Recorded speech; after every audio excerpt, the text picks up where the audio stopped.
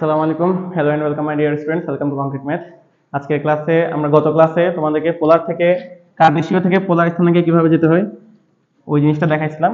আজকে পোলার থেকে কিভাবে কার্টেসীয়তে আসবো ওটা দেখাবো। তো পোলার স্থানাঙ্কে যদি দেওয়া থাকে তার মানে আমাকে আর এবং থিটা দেওয়া থাকবে, সেখান থেকে আমাকে এক্স ওয়াই বের করে নিতে হবে, কারণ কার্টেসীয় স্থানাঙ্কে এক্স আর ওয়াই থাকে।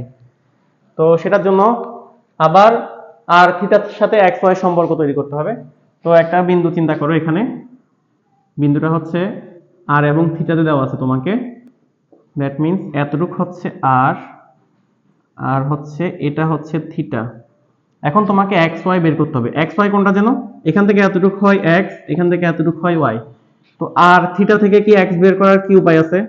এই ত্রিভুজ থেকে তোমরা সঠিক ধরেছো, cos থিটা। cos থিটা মানে কি? ভূমি বাই অতিভুজ, ভূমি বাই অতিভুজ।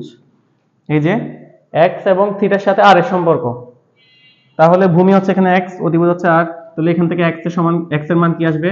আর cos থিটা। এটা মুখস্থ রাখতে হবে, এক্স সমান আর cos থিটা। এখানে আর এর মান, থিটার মান বসাই দিলে তুমি এক্স এর মান একদম ইজিলি পেয়ে যাবা। তারপর ওয়াই এর সাথে আর এর কি সম্পর্ক তৈরি হতে পারে? সাইন থিটা দিয়ে। সাইন থিটা সমান কি? লম্ব বাই অতিভুজ। তাহলে ওয়াই সমান কি? আর সাইন থিটা। এটা মুখস্থ রাখলে এখানে আর এর মান, থিটার মান বসাই দিলে ইজিলি ওয়াই পেয়ে যাবা। তাহলে এটা একদম সিম্পল ছিল, আমরা জাস্ট দেওয়া থাকলে সেগুলো মানগুলো বসাই দিব। তো একটা উদাহরণ নিই। উদাহরণে মনে করো আমরা 2 - 5/6 একটা অঙ্ক আছে তোমাদের এখানে 3 নম্বরে। এই অঙ্কগুলো পাবা 3 নম্বরে। 3 নাম্বার অঙ্কগুলোতে, 1 নাম্বার অঙ্কগুলোতে আমরা দেখছিলাম কার্টেসীয় থেকে পোলার জানতে চাইছে। 3 নাম্বার অঙ্কগুলোতে হচ্ছে পোলার থেকে কার্টেসীয়। তারপর 2 নাম্বার আর 4 নাম্বার যে অঙ্কগুলো আছে তোমরা বইয়ের দিকে তাকাও, সেগুলোতে হচ্ছে সমীকরণের হিসাব, সেটা আমি পরে আসতেছি। তো বিন্দু থেকে, পোলার বিন্দু থেকে কার্টেসীয় বিন্দু, কার্টেসীয় থেকে পোলার বিন্দু, এগুলো আছে 1 নাম্বার আর 3 নাম্বার অঙ্কগুলোতে। তো 3 নাম্বারে তাকাও, 3 নাম্বার যেকোনো একটা অঙ্ক আছে এখানে যে 2 - π/6। তো এখানে যে কোণ দেওয়া আছে এটা দেখে বুঝতে পারছো এটা হচ্ছে পোলারে আছে। তো পোলার থেকে আমাদেরকে যাইতে হবে কোথায়? কার্টেসীয়তে। তো আমাদের কাছে সূত্র আছে এই দুইটাই শুধু, আর কিছু না, যে x = r cos theta, y = r sin theta. তোমাকে এখানে কি দেওয়া আছে তাহলে? যেহেতু এটা পোলার স্থানাঙ্ক, এটা হচ্ছে r এর মান আর এটা হচ্ছে থিটা এর মান -π/6। তো তোমার লাগবে x আর y। x সমান কি? r cos থিটা, r মানে হচ্ছে 2, cos থিটা মানে হচ্ছে -π/6। তাহলে cos -π/6 এর মান হবে, ক্যালকুলেটর চাপলে পাবা 30 ডিগ্রি। cos 30 মান √3/2, √3/2। তাহলে এখান থেকে आंसर আসবে হচ্ছে √3। আর y এর মান কত তাহলে?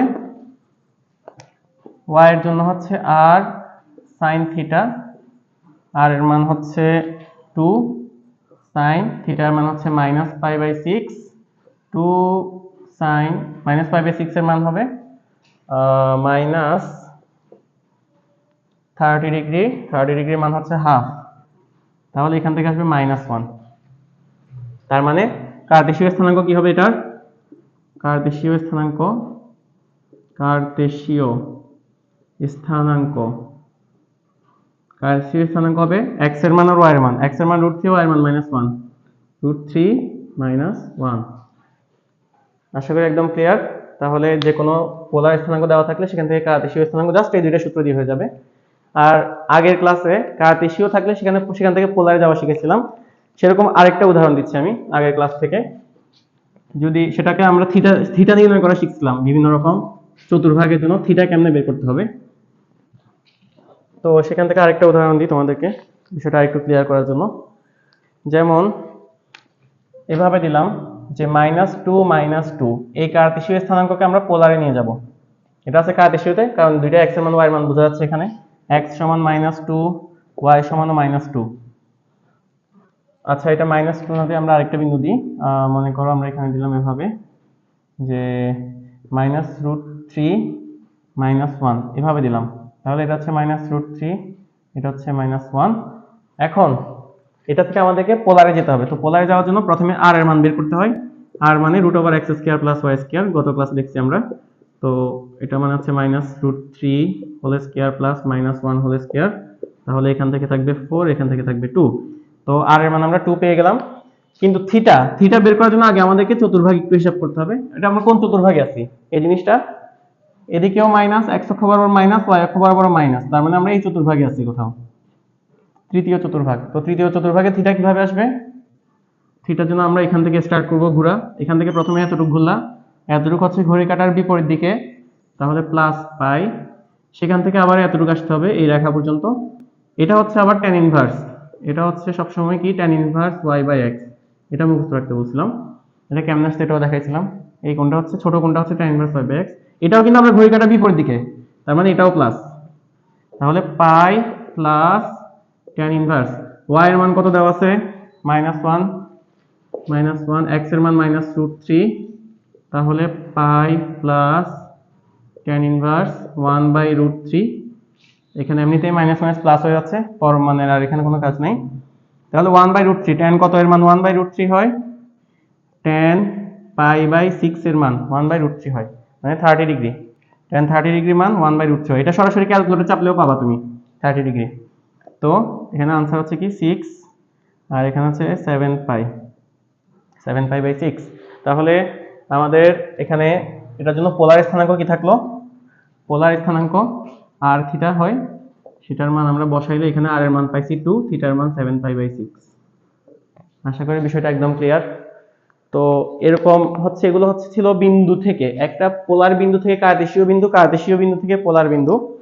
কিন্তু এগুলো বিন্দু না দিয়ে অনেক সময় সমীকরণও দিয়ে দেয়, যে সমীকরণ থেকে আমাদেরকে পোলার থেকে কার্টেসীয়, কার্টেসীয় থেকে পোলারে যাইতে হয়। এরকম কয়েকটা উদাহরণ দেখি আমরা। যেমন এখানে তোমাদের 2 নাম্বার অঙ্কগুলোতে হচ্ছে কার্টেসীয় সমীকরণ দিয়ে দিছে। যেমন এরকম একটা দিছে, একটা পাবা 2 এর 1 সম্ভবত তোমাদের, y = mx + c। এখানে y আছে, x আছে, তার মানে এটা কার্টেসীয় সমীকরণ। এখন এখান থেকে পোলার সমীকরণ বের করতে হবে। তো পোলার সমীকরণে কি কি থাকবে? আর থাকবে আর থিটা থাকবে। তাহলে এখান থেকে পোলার সমীকরণে কেমনে যাব? সিম্পলি y সমান আমরা কি শিখছিলাম? আর sin থিটা, আর x সমান কি শিখছি? আর cos থিটা প্লাস c। দেখো আর x y নাই, এখানে সব থিটা চলে আসছে, আর এবং থিটা চলে আসছে, এটাই পোলার সমীকরণ। কিন্তু তোমাদের বইয়ের আনসারে এটাকে এভাবে রাখে নাই, এজন্য তাহলে আমাদেরকে আরেকটু কাজ করতে হবে বইয়ের আনসার মিলানোর জন্য। বইয়ের আনসার মিলানোর জন্য এখানে আমাদেরকে উভয়টাকে cos দ্বারা ভাগ করতে হবে, কারণ বইয়ের আনসারে tan রাখছে ওরা। তো আমরা এখানে উভয় পাশকে cos দ্বারা ভাগ করে দিতে পারি। cos দ্বারা ভাগ করলে এটা হয়ে যাবে tan থিটা। এখানে cos দ্বারা ভাগ করলে এটা থাকবে না কিছু, এখানে cos দ্বারা ভাগ করলে c/cos থিটা, অর্থাৎ এটাকে c sec থিটা লেখা যায়। cos দ্বারা ভাগ মানে কি sec থিটা। ঠিক আছে, এখন তুমি এখান থেকে আর কমন নিয়ে নিলে, এই পাশে এনে এটাকে এই পাশে না আর কমন নিয়ে নিলে tan থিটা থাকবে মাইনাস m থাকবে equal to c sec theta. তোমাদের বই আনসার এইভাবে দিছে। তো আনসার কিন্তু এটাই শেষ, চাইলে তুমি এখানে আনতে পারো, তোমাদের ইচ্ছা। তো যখনই x y চলে আর এবং থিটা আসবে, সেটাই হচ্ছে পোলার সমীকরণ। ঠিক আছে, তো এরকম আরেকটা সিম্পল উদাহরণ দিলে এরকম আসে তোমাদের বই আরেকটা প্রশ্ন, যে xy সমান হচ্ছে x² প্লাস y² সমান হচ্ছে a² দিচ্ছে। তো শেষ, x² প্লাস y² মানে কি? আমরা কি শিখছিলাম? আর সমান কি শিখছি? √x² plus y²। তো এটা এই পাশে আনলে কি হয়? r² সমান x² প্লাস y²। তো এটা জায়গায় তুমি r² লিখতে পারো, এটার জায়গায় a²। এই যে আর x y নাই এখানে, এটাই আনসার, এটাই তোমার উত্তর, এক লাইনেই আনসার। যেহেতু এখানে x y নাই, শুধু আর আছে, থিটা থাকা লাগবে এমন কোনো নেসেসারি না বিষয়টা। তাহলে এটাই হচ্ছে পোলার সমীকরণ। এরপর আরো কিছু জিনিস দিছে এখানে, সেগুলোর জন্য একটু তোমাকে মাথা খাটাইতে হবে। যেমন xy = c², xy = c², এরকম একটা কোশ্চেন দিছে। তো x এর মান তুমি জানো, আর cos থিটা ইনটু y এর মান হচ্ছে কি আর sin থিটা ইকুয়াল টু তাহলে c²। এটাই সমীকরণ, তবে এগুলো আনসার কিন্তু এভাবে দেওয়া নাই তোমাদের বই। তাহলে তোমাদেরকে আরেকটু কাজ করতে হবে। গুণ করলে r² থাকে, sin থিটা থাকে, আর cos থিটা থাকে ইকুয়াল টু c²। এখন এখানে একটা সূত্র হয়, তোমরা সপ্তম অধ্যায়ে গেলে একটা সূত্র পাবা এরকম, 2 sin থিটা cos থিটা, এটা হচ্ছে sin 2 থিটা সূত্র, sin 2 থিটা সূত্র। 2 sin থিটা cos থিটা হচ্ছে sin 2 থিটা সূত্র। তো এখানে তোমাদের বই সেই কাজটা করছে, এখানে একটা 2 লাগবে, তাহলে r² * 2 sine theta cos theta equal two, তাহলে এখানে একটা 2 লাগবে, 2c স্কয়ার, উভয় পাশে কম্পেনসেট করতে। আর এটার মান কত তাহলে? এটার মান হচ্ছে সাইন 2 থিটা। তোমাদের বইয়ে এই কাজ করছে যে এটার মান সাইন 2 থিটা বসাই দাও, r square sine 2 theta equal to হচ্ছে 2c স্কয়ার। এটাই আনসার। তাহলে এরকম টাইপের যতগুলো অঙ্ক আছে সবগুলো আশা করি তোমরা পারবা। আর যদি পোলার স্থানাঙ্ক দেওয়া থাকে, পোলার স্থানাঙ্ক মানে পোলার সমীকরণ দেওয়া থাকলে এরকম দেখাই দিই 4 নাম্বার থেকে। 4 নাম্বার অঙ্কগুলো হচ্ছে পোলার সমীকরণ দেওয়া আছে, কার্টেসীয় সমীকরণে নিয়ে যেতে হবে। তো 4-এ যেমন এখানে একটা জিনিস দেওয়া আছে, 4-এর 1 নাম্বারটা দেখো একটু।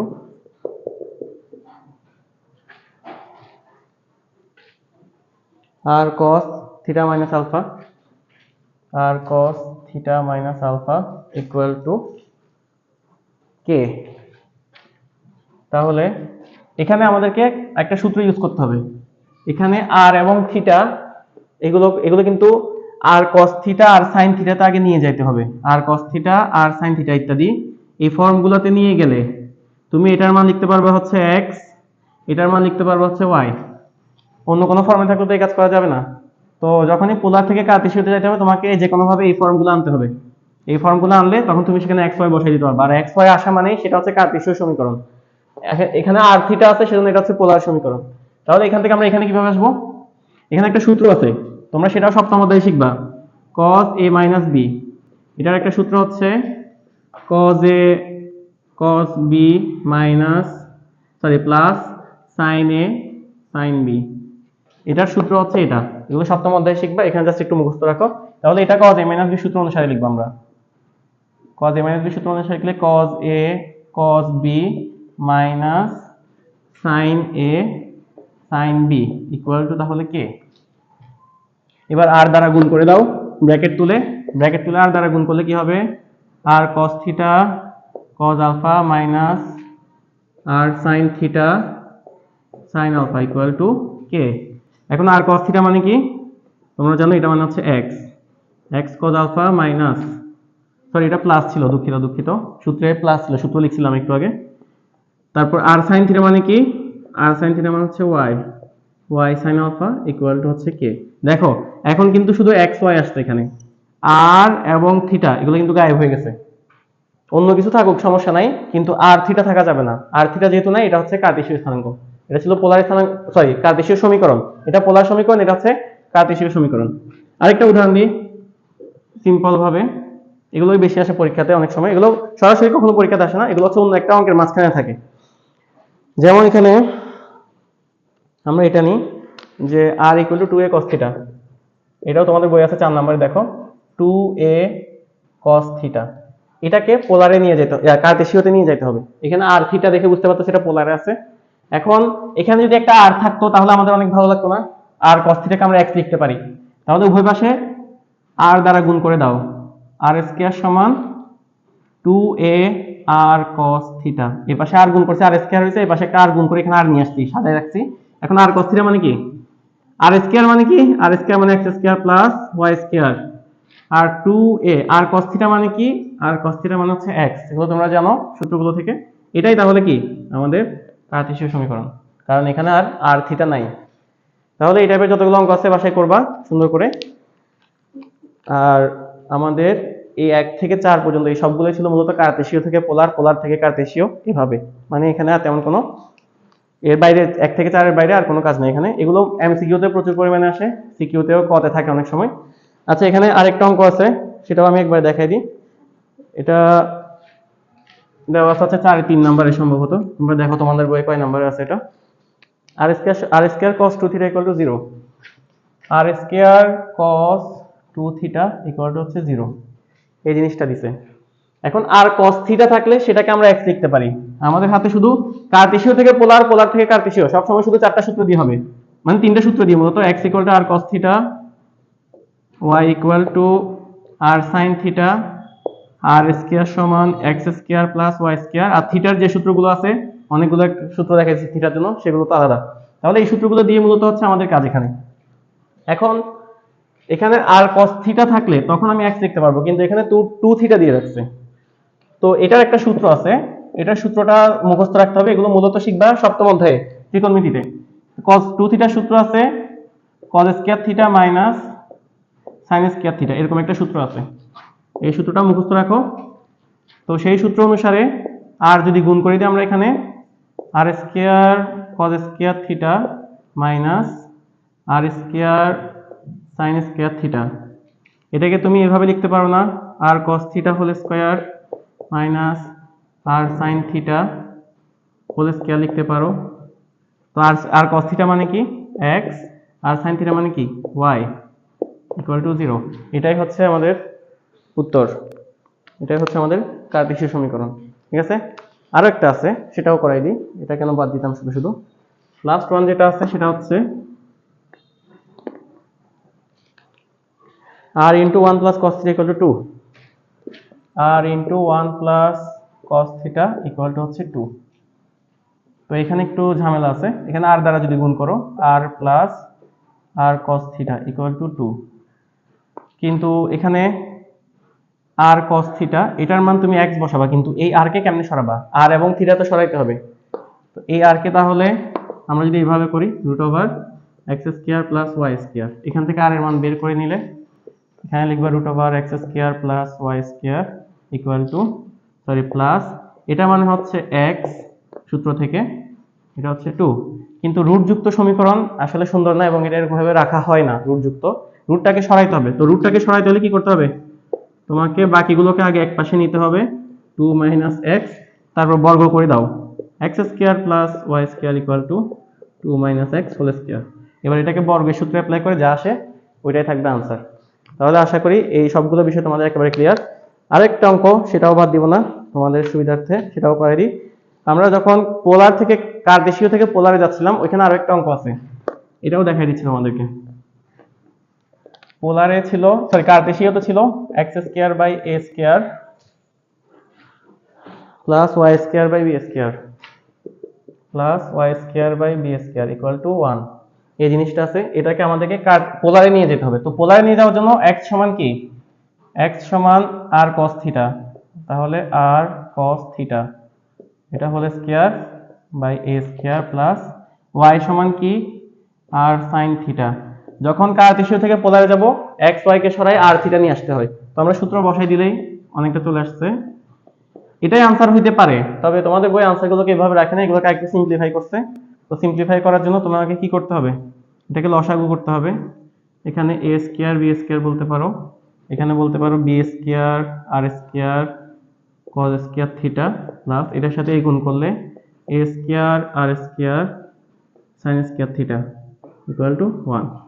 এবার a স্কয়ার b স্কয়ারকে ডান পাশে নিয়ে গেলে যেটা থাকবে সেখান থেকে r স্কয়ার কমনও নিতে পারো, যা থাকবে এটা হচ্ছে আনসার। বিষয়টা ক্লিয়ার? তাহলে এটা তোমাদের আনসার দিছে এখানে, এটার তিনের লাস্ট একটা, হ্যাঁ আনসার এটাকে এভাবেই দিছে। তুমি আর স্কয়ার এখান থেকে কমন নিয়ে নাও, আর স্কয়ার কমন নিলে b square cos square theta plus a square sin square theta equal to, এটাকে ডান পাশে আনলে হচ্ছে a স্কয়ার b স্কয়ার, এটাই হচ্ছে আনসার। দেখো এখানে কিন্তু আর কোথাও x y নাই, শুধু r আছে থিটা আছে, তাহলে এটা হচ্ছে পোলার সমীকরণ। তো এই টাইপের সব সমীকরণ আশা করি ইনশাআল্লাহ তোমরা পারবা।